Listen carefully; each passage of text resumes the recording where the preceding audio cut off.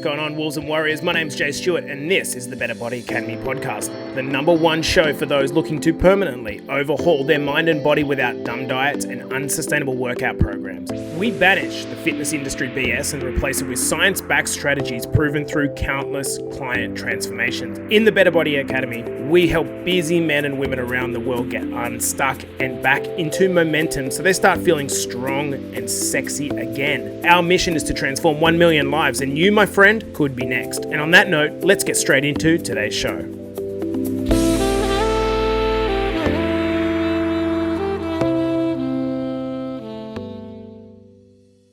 Guys, welcome back to the Better Body Academy podcast, the podcast that you come to if you're sick of the dumb diets and unsustainable workout programs. And in this episode, I am super pumped about to talk about this idea of you're never going to be ready. Well, not completely ready. Now, the reason I want to talk about this in this episode on this Friday is because I want to discuss this topic that over the last week, we have commenced having our kind of brief chats to our ladies inside the BBA who have finished the first program, which is called Ignition, and they're looking to come into our advanced level mastermind program called Elevate. Now, this is a program that really challenges people. Now, to the boys who've been waiting to talk about this, we're going to start those calls over the next few days as well. But the catalyst for this one was because we've had a lot of these chats with the women, and there's been a number of things come up, but this is not the first time I've heard this idea of I'm not ready. So what I want to do is kind of talk through this idea to give you a little bit of understanding and some context about your readiness for change at any point in time, okay? Now, let's face it, any change of any kind is scary, right? If you think about the word transform, that basically breaks down to mean change form, change your form. Changing your form is scary because potentially you risk leaving the old you behind. I'm thinking of a number of guys in the last mastermind that did exactly that. They left what they consider their old identity behind. So change is inherently scary. We know that. In any transformation, I see that there are two parts. There are two parts to any transformation of any kind. It doesn't matter if it's a fitness transformation, doesn't matter if it's a career transformation, doesn't matter if it's a transformation of your finances. There is your actions. So when we're talking about the transformation of our bodies, there is your actions. There is the things like eating to a meal plan, workout plan, all the physical changes that you make. Let's pretend that you're making changes to your finances. There is the saving, there is the investment, there is the budgeting plan, there is going and getting an accountant. Let's pretend that there is changes that you're making to your career.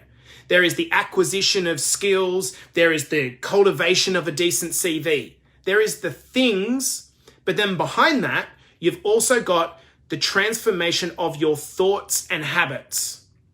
So what's the difference? Well, the actions are obviously the things you do, but in any transformation, on the backside, there's the thought and the habits, the mental programs by which you are operating. Does this make sense? Now, who here is listening and has ever tried to change anything before? In most cases, once you've decided to get started in your change, there's something about the novelty of change which makes it exciting at the start. And perhaps that at the start of any transformation of health, wealth, or relationships, it doesn't matter what it is, we haven't really thought much about why we were stuck in the first place. Okay? So what we do is we focus on the novelty of change. So we start going to the gym or we eat better, but at a certain point, there's this little voice in our head that says, why are you doing this, Ryan? Why are you doing this, Cass? Like, what are you actually, why are you doing this gym thing? Why are you tracking your nutrition? Why are you doing this? We call that our autopilot, okay? Our autopilot is the part of our mind where the aim of that function is to guide us back to the person that we believe ourselves to be on a deeper level. Does that make sense? So our autopilot, like the autopilot of a plane, our autopilot, our goal is to always take us back to where we believe ourselves to be on a deeper level. Now, over the course of any change to anything, there's always this kind of argument happening between who we are and what we are doing. And the reason for this is that humans are wired to act out in alignment with who they really believe themselves to be. I'm going to say that again because this is really important. In the start of a change program, things feel easy. But after a while, the old autopilot kicks in. And the reason this old autopilot kicks in is because humans are wired to act in alignment with who they actually believe themselves to be on a deeper level. And this is why in any change program, doesn't matter what the program is, you're going to come up against your edge. And it's going to feel really, really uncomfortable. And this is the major reason why most people never get where they want to. This is why it took so long. I was stuck personally for a decade because I wanted to do these things on a surface level, but my self-limiting beliefs held me hostage. So if we are to ever get what we want, we have to leave our so-called comfort zone. Outside of that comfort zone, however, is a place that is largely unknown to us. Would you agree? Outside of that comfort zone, we risk danger. We risk fear. We risk failure. I probably didn't understand just how much the fear of failure grips us until the last couple of years, having worked with over 500 clients, where you start to go, wow, the entire world is gripped by fear of failure and fear of judgment. However, on the other side of that fear that we have, whether we consciously recognize that it's there or not, it is there. On the other side of that fear is where we find liberation and freedom. Now, I want you to think about your journey, any journey that you're taking, a little bit like this, okay? And if you're listening, I'll describe it for you. On the left-hand side, or on one side, is where you currently are, your current position in anything. On the other side is where you want to be, okay? Now, in between, there's a space here we call the gap, okay? It's called the gap. And the job of a coach is to help you traverse that gap, okay? I want you to imagine that if we work together, you're on one side, I'm on the other side, and I'm encouraging you to walk across by giving you the education and the tools to walk across. However, I can't make you walk. You have to do the walking. And you can't just think about doing the walking. You've got to go all in and do the walk. You can't think your way to the other side. Does this make sense? Inside the academy, many people pluck up the courage to do that walk. And it is such a beautiful thing to see. The walk might involve taking weekly photos when you don't like how you look at the moment, but you walk anyway. The walk might involve posting into the group and documenting your journey when you're naturally an extrovert, but you walk over the bridge anyway because you know on the other side that there lies some freedom, some liberation. But you know what actually surprises people most often? When they get to the other side, most often they just quickly adjust actually. So they were captured by this fear and shackled by the fear.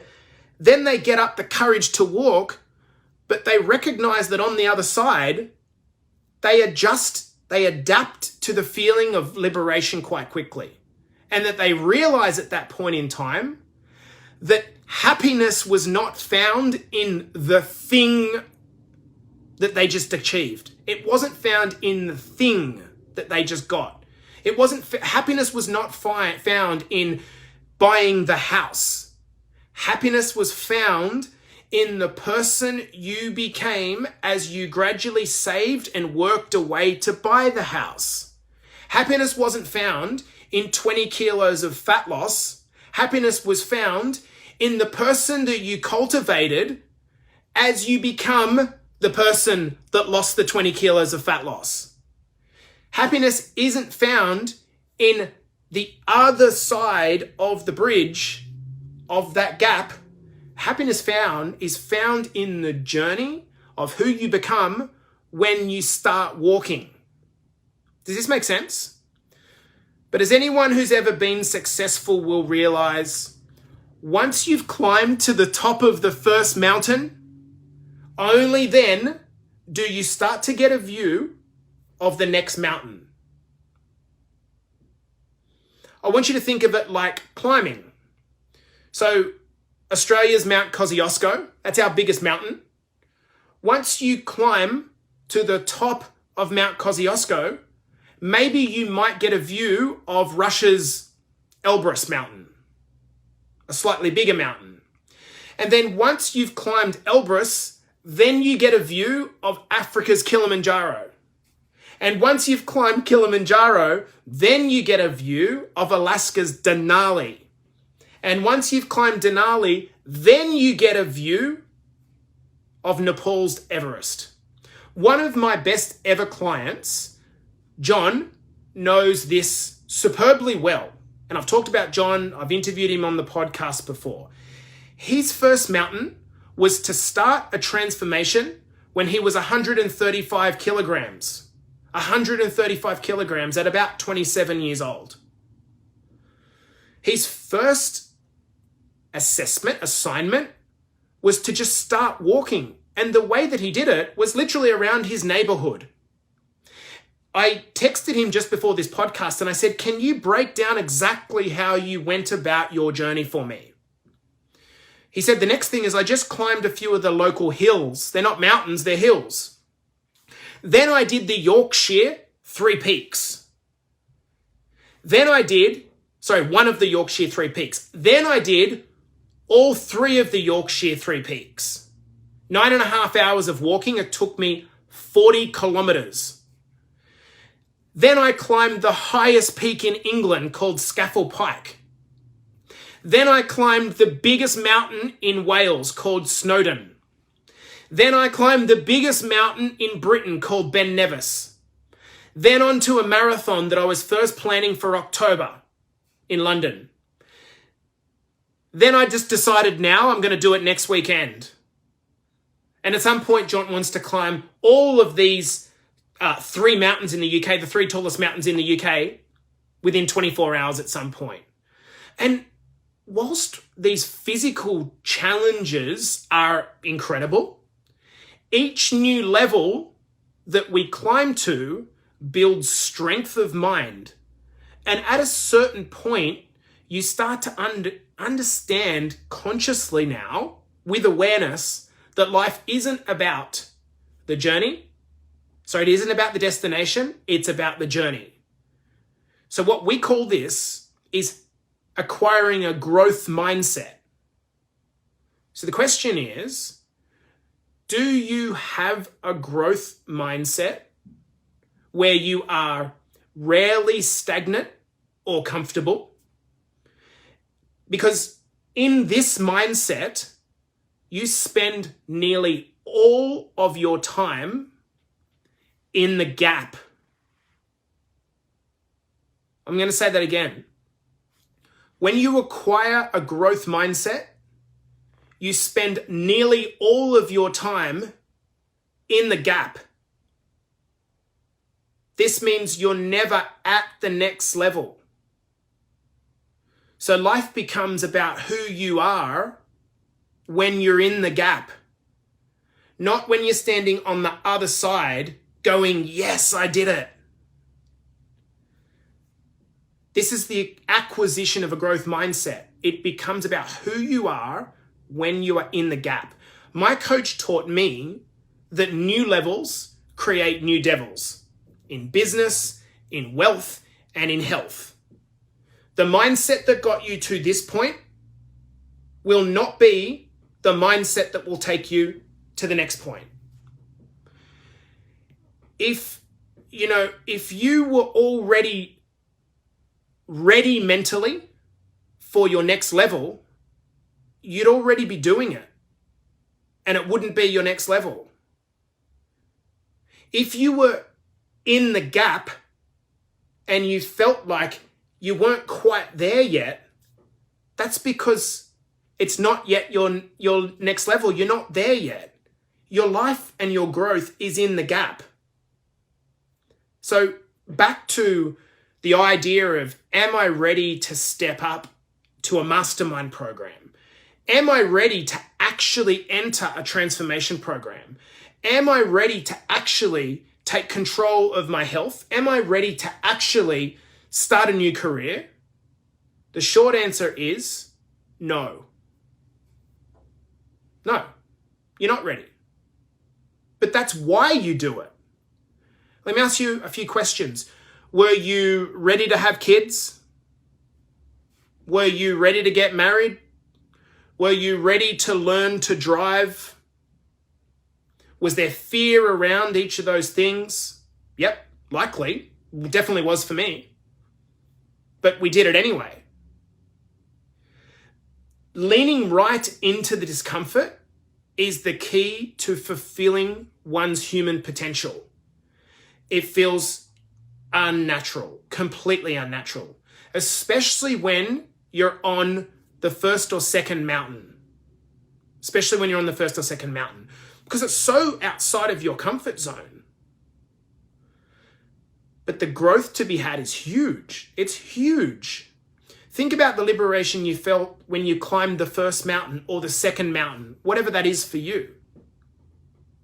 Imagine how you would feel over the next mountain and the next mountain when you eventually climb your Everest. And so I want to come back to the original point of this podcast, both for those considering coming into our mastermind program or for those considering a transformation of any kind. Should you do it if you're not ready?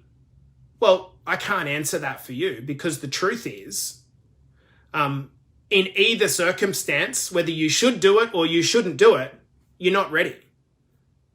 That's the whole point.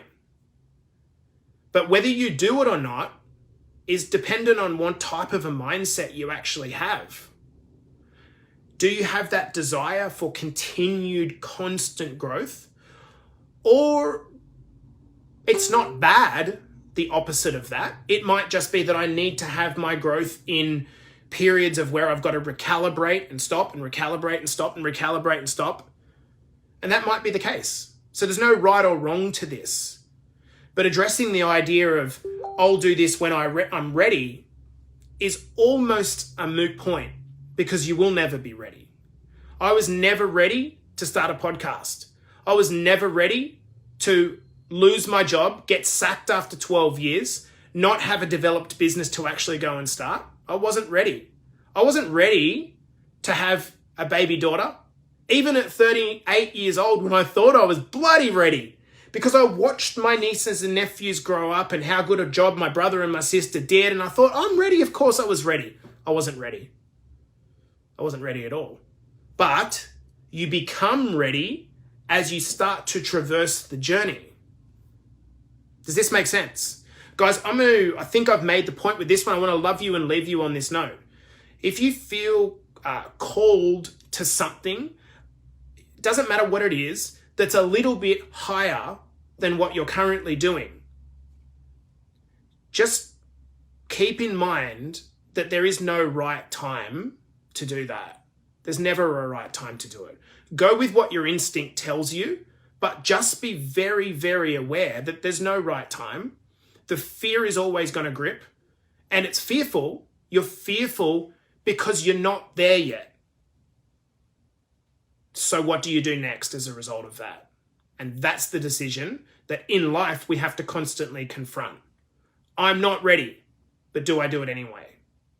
And this is a challenging question. And this probably depends a little bit on our level of, self-belief, self-confidence, and where we are in our journey. So I hope that one's been adding a little bit of value, guys. This has been the Better Body Academy podcast, confronting a very different topic to diet and nutrition because we're playing at a higher level when we're discussing this stuff. So guys, I'll see you in the next episode. I hope you've enjoyed this one.